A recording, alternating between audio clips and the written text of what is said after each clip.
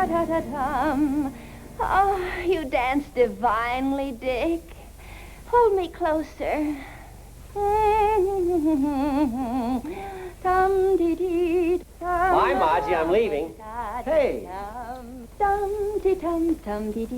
What are you doing? I'm dancing with tears in my eyes because the one in my arms isn't Dick Taylor. Oh, no, not another new boyfriend. The newest and the most.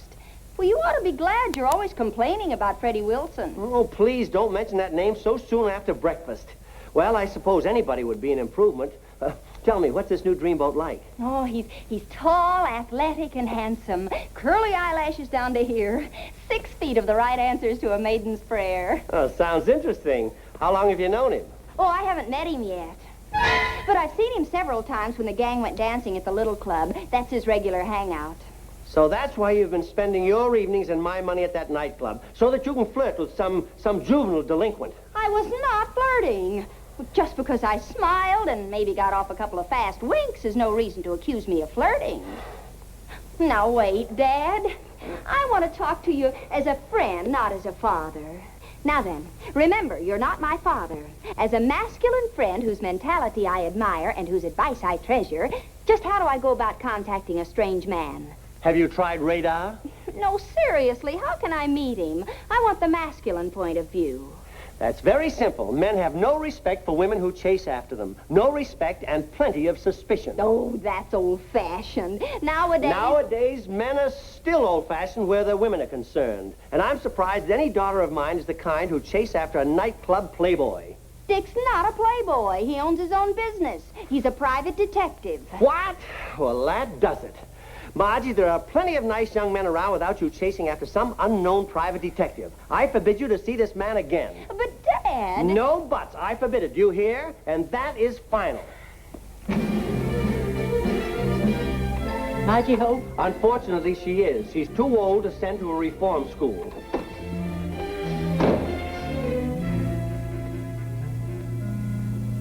Hi, Margie. What you up to? Your father's blood vessels are popping like bubble gum. He's forbidden me to see Dick Taylor again. You remember the one I told you about? Oh, yes, he's the shamus. That's whodunit talk for private eye.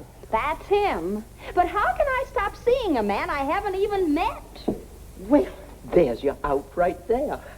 Technically, you've got to meet Dick Taylor before you can break off his acquaintance, so you'll only be doing your father a favor by meeting him. Yes, but how? I can't shadow him until he runs across a mutual friend to introduce us. Dick's the private eye, not me. Margie, this is easy as shooting fish in a barrel.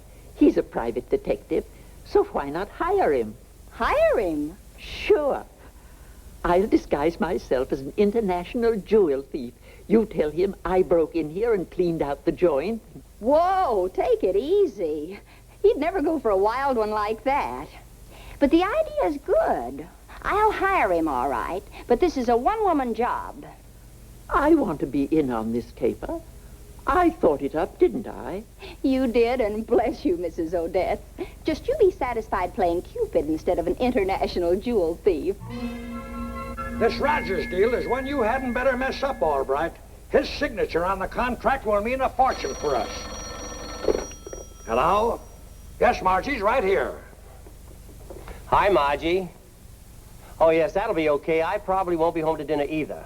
I got a big deal on. Got to rush now. Bye. Now, all you've got to do is meet the 10 o'clock train from Chicago tonight and get Roger's signature before he goes on to Connecticut. Now, for heaven's sakes, be on time. Don't worry, Mr. Honeywell. I'll pick up the papers at my apartment tonight and go right to the station. Well, just to make sure, I'm going to pick you up in my car and drive you to the station. And not a word to Margie, you understand? I don't want her mixed up in this.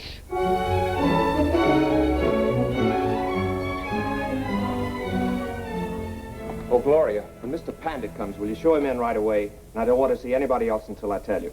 He's sure a handsome man in that turban and beard and all, and so dignified. Well, you'd be dignified, too, if you were the representative of the maharajah of Ranpur. Gee, think of that. A real maharajah for a client. You're a success, you know that? I've got to find the Maharaja's stolen emerald first. Then I can put in for my gold-plated badge. What's so important about one emerald? I'll bet he has jewels he hasn't even used yet. Not like the Star of Khyber. That's something special. He wears it on state occasions as a symbol of authority. It's going to be a big political storm in his country if his people find out the Star of Khyber is missing. That's why someone stole it and brought it to America to dispose of it. That's why I've got to get it back. That emerald is really hot. You'll find it if anybody can. Thanks, Gloria. But I'm afraid that's not why he had Conde Pandit contact me. I met the Maharaja during the war when I was with the OSS. Did him a couple of little favors, so... Anyway, I've got the job. Remember, I don't want to see anybody but Mr. Pandit, okay?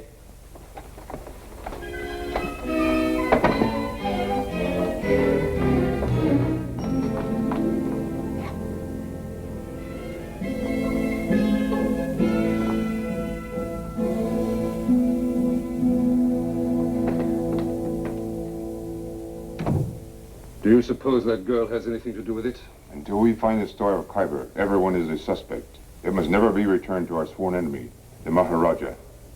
Pandit, quick, he must not see us. I'm sorry, but Mr. Taylor will see no one until further notice. But He said no one, and that means you.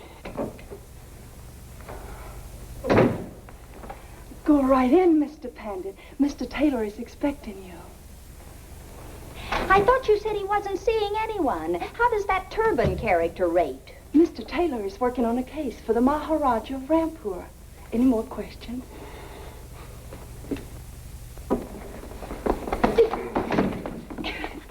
Give my regards to the Maharaja. She knows something. She must be the go-between. Come.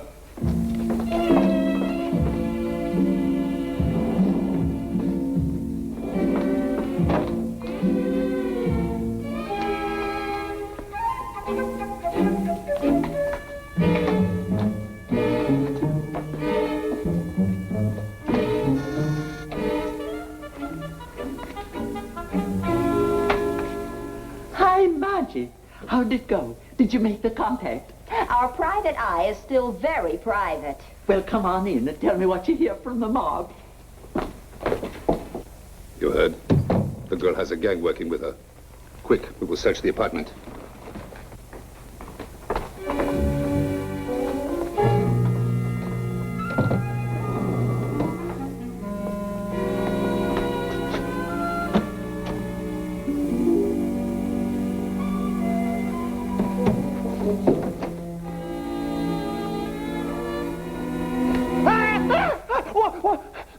Quick, where is it? Where is what? Who are you?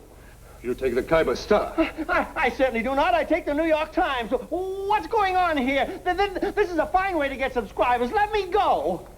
The girl Margie, she take it, eh? She take the Star. Help! Help! Find and gag him quickly.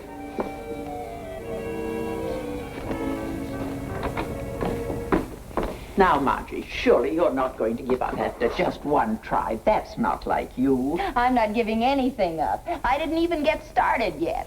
That's funny. I thought sure I left that open. Maybe your father's home.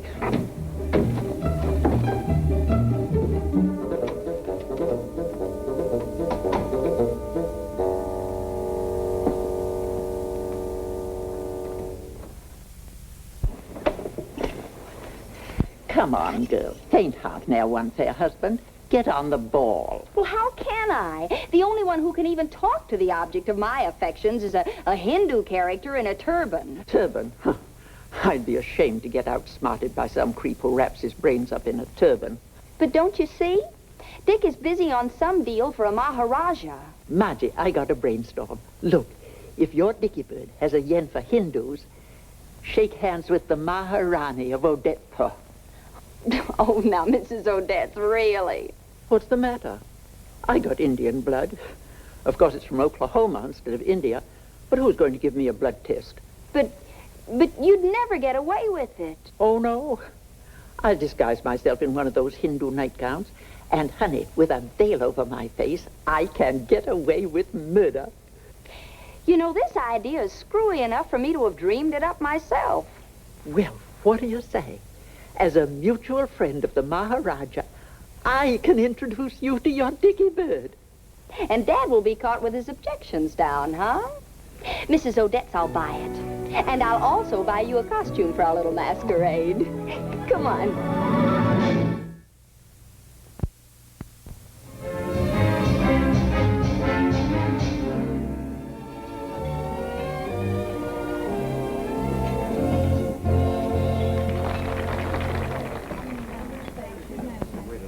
I must say this is a most unusual base of operations for a private investigator, Mr. Taylor. This is where I do my best thinking. Nothing stimulates me like pure nightclub air. Seriously, I brought you here so that you could be seen with me, for the benefit of whoever's trying to unload that emerald. Let us hope the enemy agents do not find you before you find the Star of Khyber. They are desperate men and will go to any lengths to keep it from the Maharaja. The detective is clever. He's brought Pandit to a public place to make contact with the bearer of the Star of Khyber. Look. Is he here? Right over there, and with a turban escort.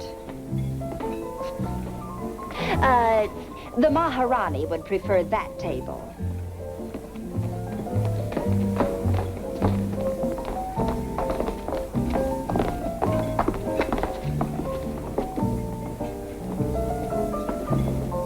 Well, a countrywoman of yours, eh, Pandit? Wonder who she is. Pretty girl with her, too. The old one. She must be one of the Maharaja's agents. Now the parts fit. Tonight we shall take possession of the Star of Khyber as it changes hands before our eyes. I must apologize for this dreary establishment, Your Highness. However, it will provide a humorous contrast with the fabulous entertainment offered by your cousin, the Maharaja of Ranpur.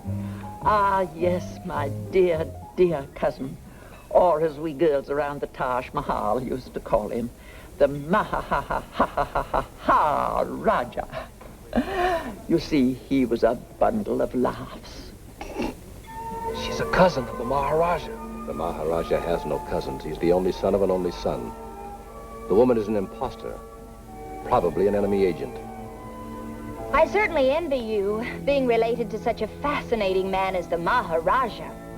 Of course, I'm only related by marriage. My first husband was just a plain old Raja. He lost his Maha at an early age. Yes. Now, about the... I wish you could have been at the wedding ceremony when I married the Raja. 4 Indian potentates gave the bride away. It took 4 of them to give you away?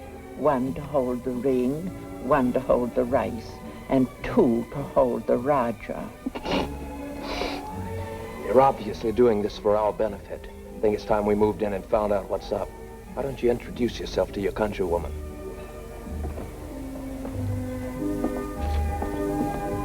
Permit me to introduce myself, Your Highness. I am Khanda Pandit, humble subject of the Maharajah of Ranpur. Any pandit of the Maharaja is a pandit of mine, to be sure. Won't you sit down? Won't your friend join us? How do you do? My name is Margie Albright, and this is a cousin of the Maharaja's. Won't you sit down?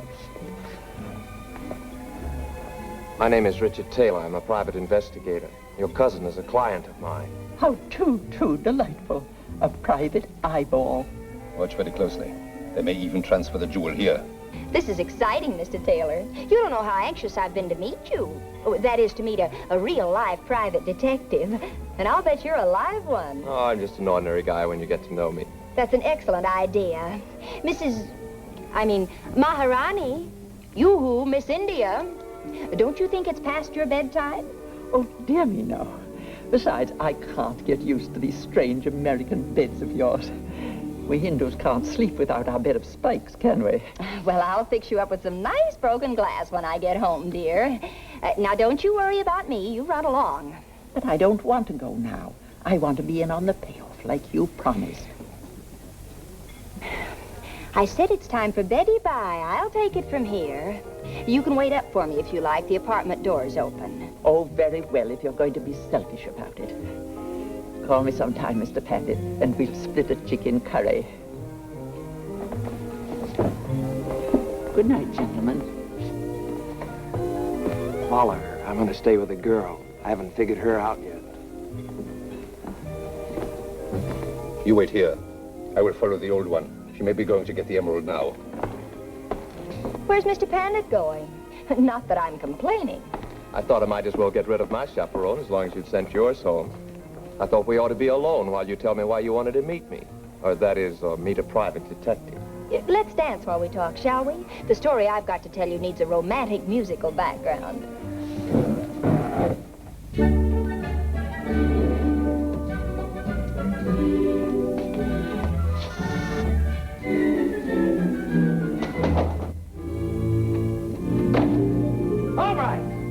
All right, where the devil are you?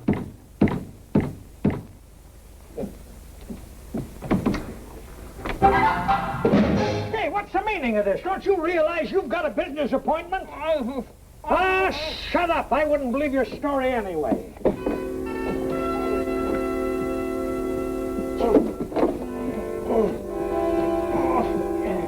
I suppose this is one of Margie's cute ideas. You ought to be ashamed of yourself to let a little thing like Margie tie you up and throw you in a closet. What are you, a man or a worm? Oh, it wasn't Margie. It was a Hindu. Well, that's different, yeah. A what? Two Hindus. They grabbed me from behind. All right, are you crazy? Yeah, don't answer that. It's a waste of time. Do you think I'm going to believe a cock and bull story like that? Honestly, Mr. Honeywell, I swear, when I came home to get the papers, two giant Hindus attacked me. Huge, powerful fellas, that big. Say, if they were midgets, they'd still knock you out in the first round. I tell you, they were savages. They wore turbans with huge knives concealed in them, this big. Stop that. You look like a baggy pants comedian. Now, you listen to me. We're supposed to meet Rogers at the station in exactly 15 minutes. Have you got the contract? Oh, yes, right here in my pocket. Oh, where's my belt? I've got to get a fresh necktie. I'll be right back. Yeah, I'll go down and meet Rogers at the station myself. And while you're dressing, wrap a turban around that hole in your head.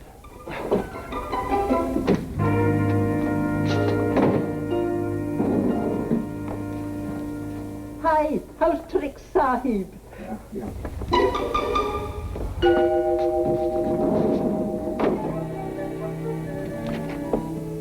Anybody home?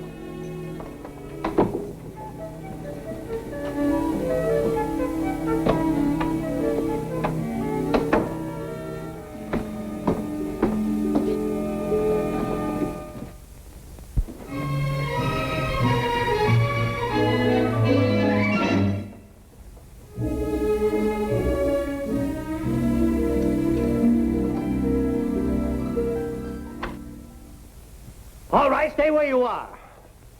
Who are you? Speak up. Who are you? That's a very good question. Guess who? Look out behind you. That's the guy who slugged me.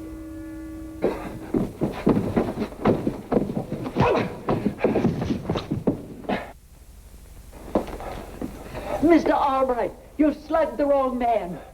Don't tell me who made that cowardly attack on me.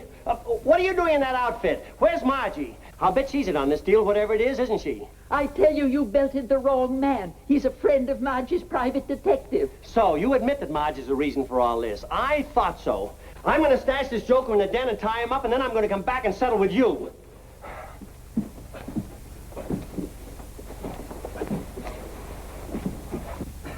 Don't worry, I got the right guy, all right.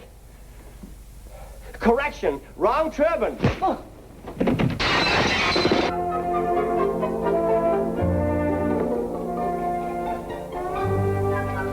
Make one move and your life is over. I started this Hindu paper, but you boys are sure giving it a whale of a good last act.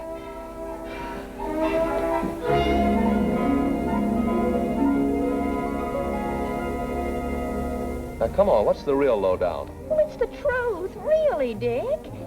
All right, Mrs. Odette's is waiting for me in my apartment. Take me home and she'll corroborate everything I've told you. Where is your apartment? In the Carlton Arms, 10A. Will you come? Just as soon as I've made a phone call. Excuse me. Yeah, Lieutenant. It looks like the whole thing's going to blow tonight. I promised you I'd work with the police, didn't I? Now, listen. I want you to stake out an apartment. 10A in the Carlton Arms. Just give me time to get there with the girl. Yeah, 15 or 20 minutes. Right.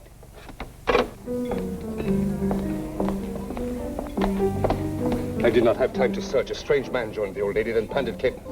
We must get the girl while the detective is gone. Come.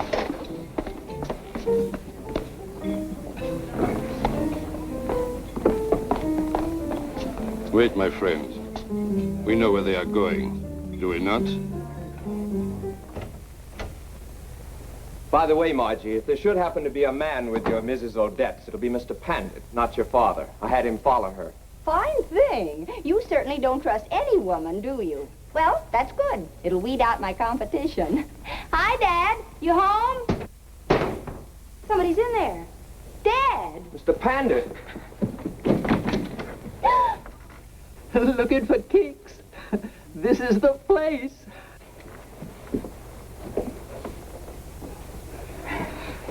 Quick, get some water. There's a carafe in the den.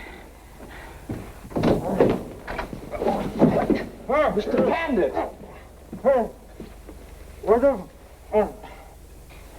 I'll get something to bathe your face. The old woman met an accomplice here. Before I could defend myself, he attacked me. Who was it? An Indian? One of the Maharaja's enemy agents? Then it must have been Margie's father. What a sucker I've been, going along with that wild pitch of hers. I'll get you some water. There's a carafe in here someplace. You'll feel better in a minute, Mrs. Odette.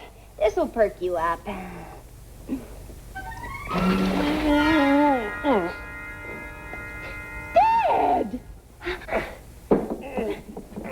Oh, Dad! Oh! Yes, her father. He's the key to this whole thing. Well, here's where we wrap it all up. My belt. Where's my belt? Everything has happened to me tonight. I've been beaten, bound, gagged, and generally fractured, and it's all because of you. I'm going to get the police, and it's going to be just too bad for you. Oh, but Dad, wait! Wait, what for? To get clobbered again? This place is full of crazy people. Crazy people! There's your man. He's the one who attacked me. Don't shoot. I can explain everything. Oh, no, you hit Dad! You're darn right I hit him. Now cut out the clowning. What's your angle on the Star of Khyber? I don't know what you're talking about. All I know is I wanted to meet you, and now I'm sorry I ever got such a revolting idea. Never mind the cracks. Just make with the explanations if you've got any. I think no explanations will be necessary. Drop your guns, Detailer. Now, where is the Star of Khyber? Well? Hi. The man on the floor, he's the leader of the gang. Search him. All right, reach for the ceiling, everybody. You too, you're all under arrest. Dick, you've been reading too many detective stories. We haven't done anything. We're not suspicious characters. Oh, no? Well, what do you call that? Put down that rubber hose, boys. I'll confess. I was a Hindu for the FBI. Boiled as a mackerel. Oh, please, you can't arrest me. I'm a respectable businessman. I'll be ruined. Oh, and it's all your fault. Why do you do these things to me? And don't ask me what things, because I don't know myself. So you're going to plead insanity, huh? But he's telling the truth. He is a respectable businessman. He's the vice president of Honeywell and Todd. Yes, and you can ask Mr. Honeywell. He'll be here any minute now, and he'll straighten everything out. He'll vouch for me. You just mention my name to Mr. Honeywell and see what he says about me. All right, Dickie boy, I'll take over now. Call one of the gang myself. I conked him when he's trying to crash the party. Oh, Mr. Honeywell.